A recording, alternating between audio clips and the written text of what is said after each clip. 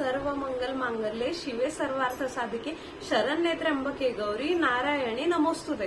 तुम्हा सर्वांचं माझ्या चॅनलमध्ये खूप खूप मनापासून स्वागत। चला तर मंडळी, आजच्या व्हिडिओमध्ये आपण बघणार आहोत की सिद्धकुंजिका स्तोत्र म्हणजे काय, ते कसं वाचावं, त्याचे फायदे काय।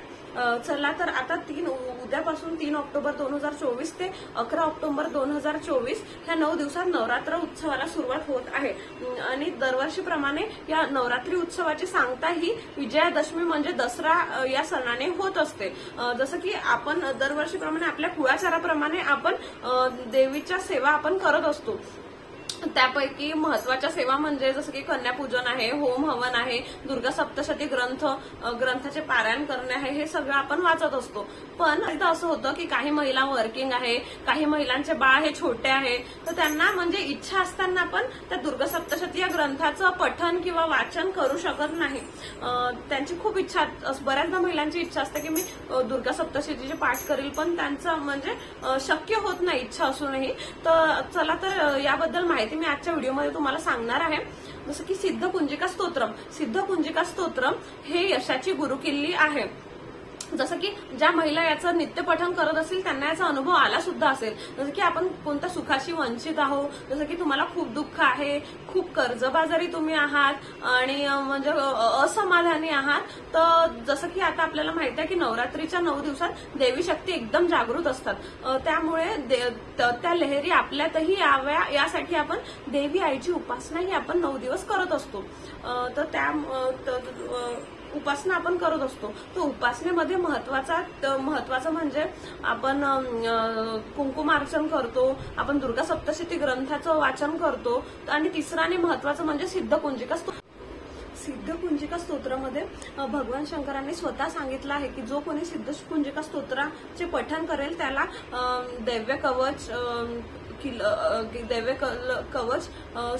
किलक स्तोत्र, रात्री सूक्त, श्री सूक्त या गोष्टी हे वाचायची गरज पडणार नाही। तसेच दुर्गा सप्तशती या ग्रंथामध्ये सुद्धा सांगितलेलं आहे की ज्याला कोणाला दुर्गा सप्तशती हा ग्रंथ वाचण्यास शक्य नाही त्यांनी सिद्धकुंजिका स्तोत्राचे पठण हे अवश्य करावे। जसं की सिद्धकुंजिका स्तोत्राने तुम्हाला देवी दुर्गा पाठाचे फळ हे तुम्हाला म्हणजेच या स्तोत्राच्या पठणाने दुर्गा पाठाचे फळ तुम्हाला मिळते। पण याचा अर्थ असा नाही की तुम्हाला दुर्गा सप्तशती या ग्रंथाला अजिबातच वाचायचं नाहीये म्हणून। पण हो, जर ज्यांना खरंच खूप अडचण आहे, ज्यांच्याकडून वाचणं शक्य नाहीये, लहान मूल आहे ज्यांच्याकडून बसणं शक्य नाहीये, त्या लेडीजनी कमीत कमी सिद्धकुंजिका स्तोत्राचं पठण ह्या 9 दिवसात आवर्जून करावे। आणि हे शक्तीचा महिमा आहे। सिद्धकुंजिका स्तोत्र हे शक्तीचा महिमा आहे।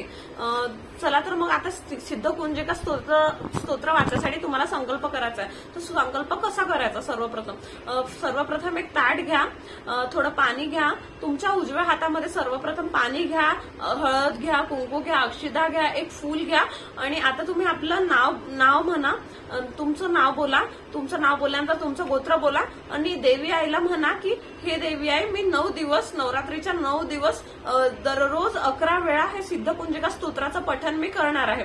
आणि हो, आपल्याला दररोज या 9 दिवसात दररोज 11 वेळा हे सिद्धकुंजिका स्तोत्राचं पठण करायचं आहे। जसं की जे कोणी आपल्यापैकी बरेच लोक स्वामी सेवा करत असतील तर स्वामी सेवाच्या नित्य पुस्तकामध्ये तुम्हाला सिद्धकुंजिका स्तोत्र हे मिळेल।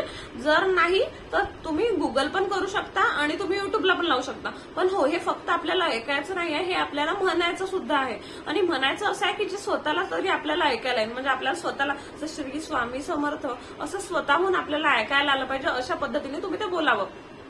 आणि सिद्धकुंजिका स्तोत्राच्या पठणाने जर कोणाचे गुप्त शत्रू असतील ते सुद्धा नाहीसे होतात। आणि म्हणजे तुम्ही सुरुवात करा आणि आता काय करायचं, ते संकल्प केल्यानंतर आपल्याला एक स्वच्छ आसन घ्यायचं आहे, आसनावर तुम्हाला बसायचं आहे, आसनावर बसून तुम्हाला दररोज 11 वेळा 9 दिवस सिद्धकुंजिका स्तोत्राचं पठण हे करायचं आहे। तुम्हाला हार्डली 1-2 मिनिटात एकदा, म्हणजे 1-2 मिनिटाचं आहे सिद्धकुंजिका स्तोत्र, फार छोटा आहे।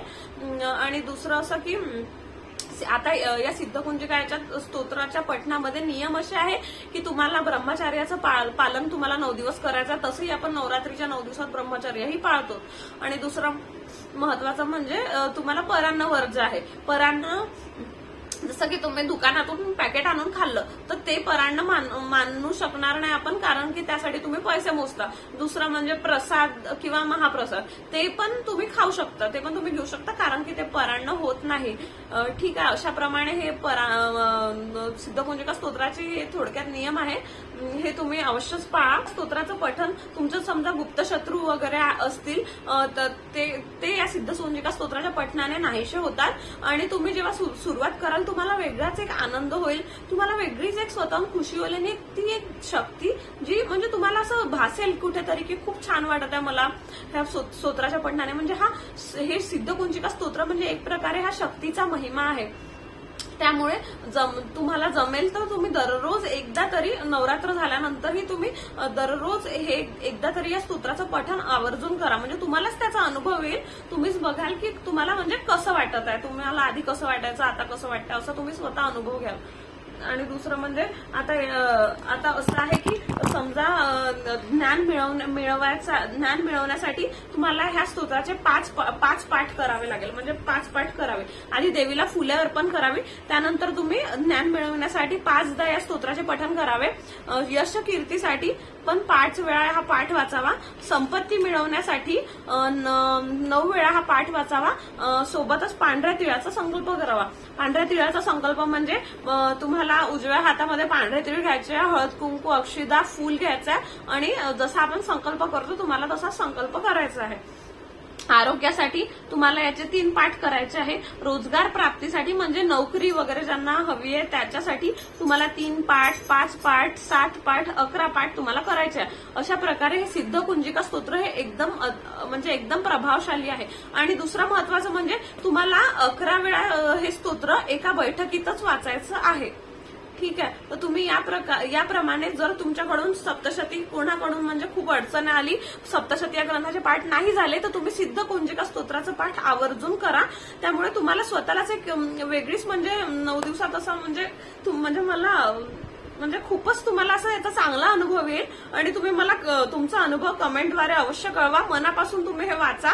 हे झालं किंवा दुर्गा सप्तशती ग्रंथ तुम्ही 9 दिवस एकदम भरपूर आई भगवतीची सेवा करा आणि तुम्ही स्वतः अनुभव घ्या. चला तर आजचा व्हिडिओ इथंच थांबवते.